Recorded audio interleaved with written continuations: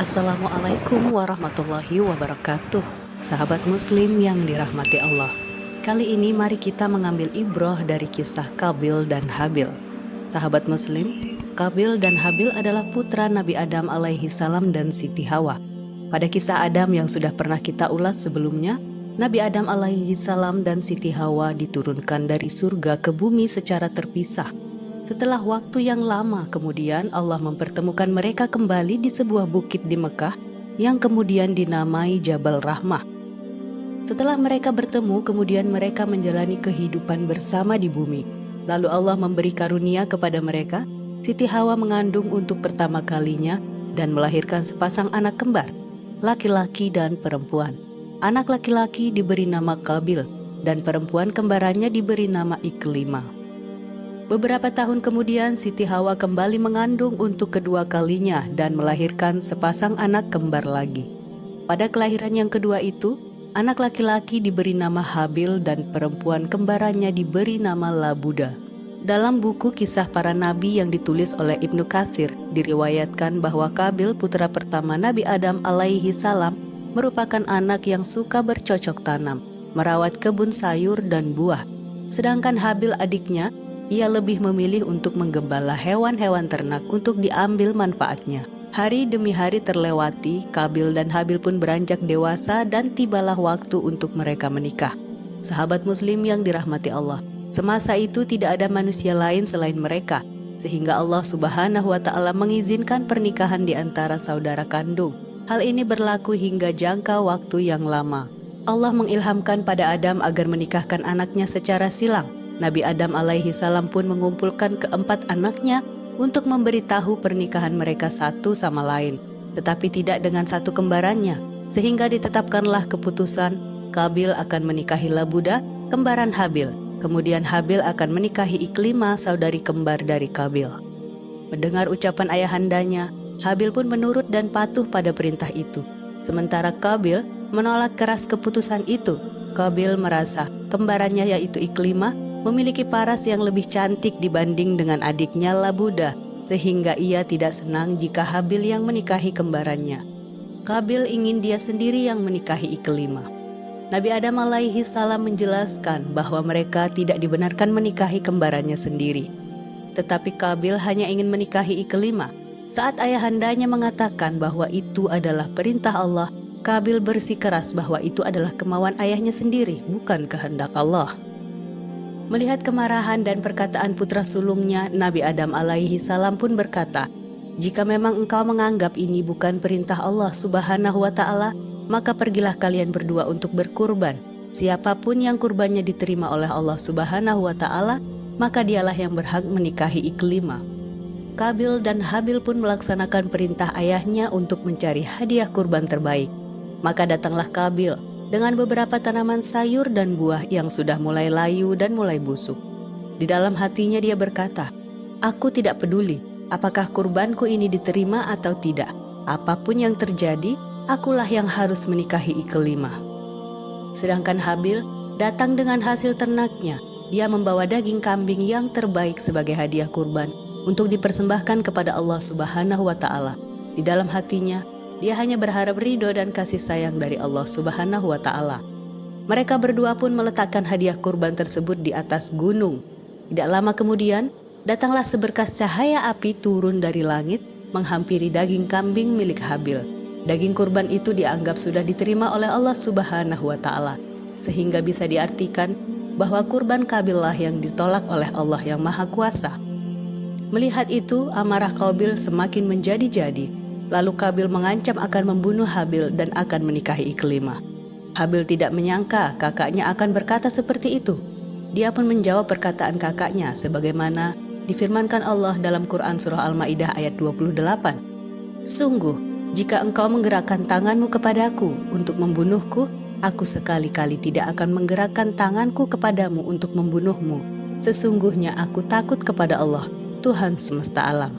Meskipun mendengar ancaman yang menakutkan, Habil tidak membalas kejahatan itu dengan hal yang sama. Dia lebih memilih diam dengan keteguhan imannya. Perasaan takut kepada Allah Subhanahu wa Ta'ala membuat Habil tidak berani untuk merusak kehidupan di muka bumi. Beberapa hari kemudian, di suatu malam yang dingin, Habil tak kunjung kembali ke rumah. Ternyata dia tertidur di padang penggembalaan karena kelelahan setelah menjaga ternaknya seharian.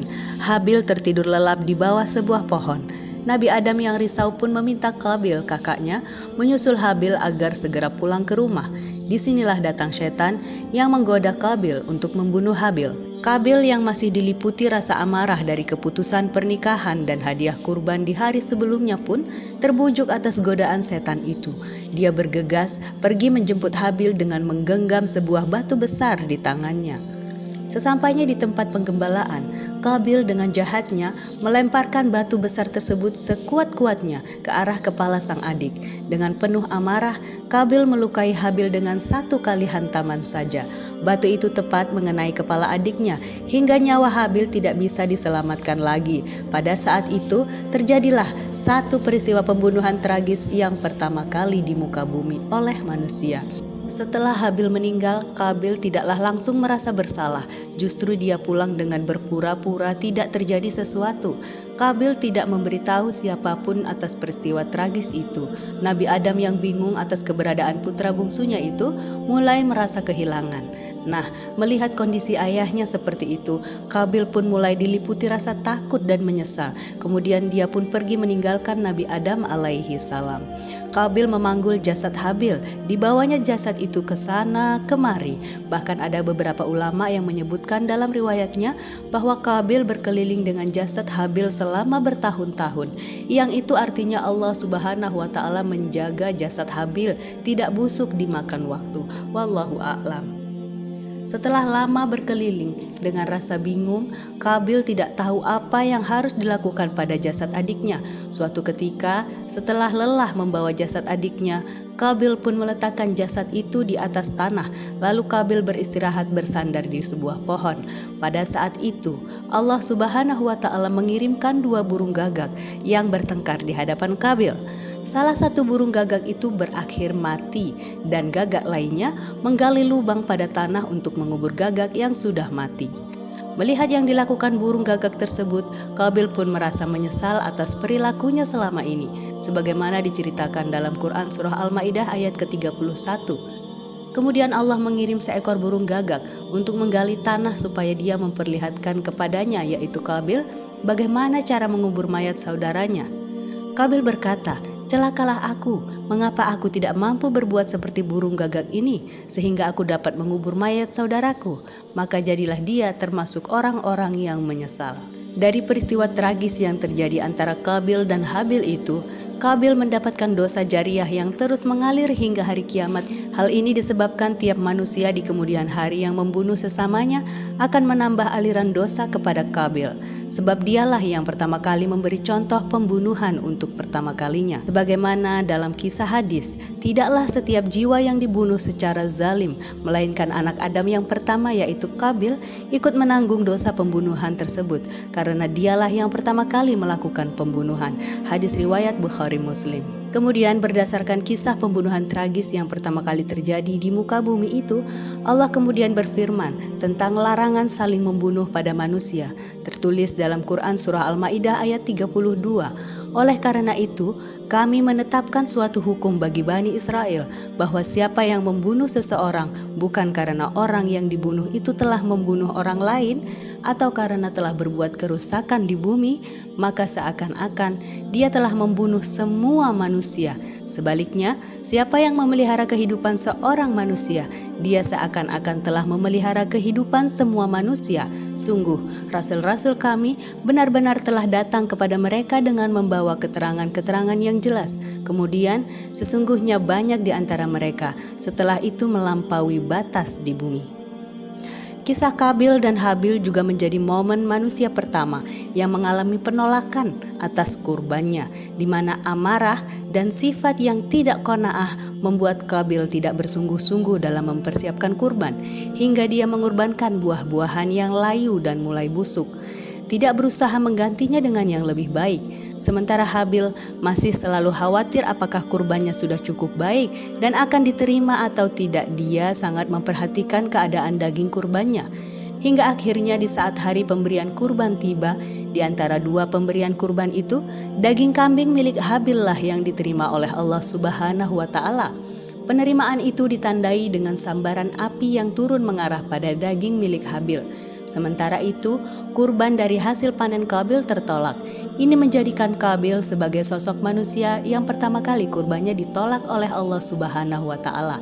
Sebagaimana firman Allah dalam Quran Surah Al-Ma'idah ayat ke-27, "Bacakanlah hai Muhammad kepada mereka berita tentang dua putra Adam yang sebenarnya. Ketika keduanya mempersembahkan kurban, kemudian diterima dari salah satunya yaitu Habil dan tidak diterima dari yang lain yaitu Qabil. Dia itu Qabil berkata, 'Sungguh aku pasti akan membunuhmu.' Sementara Habil berkata, 'Sesungguhnya Allah hanya menerima amal dari orang-orang yang bertakwa.' Qabil tidak memikirkan ketidaksungguhannya dalam berkurban yang menyebabkan dia ditolak.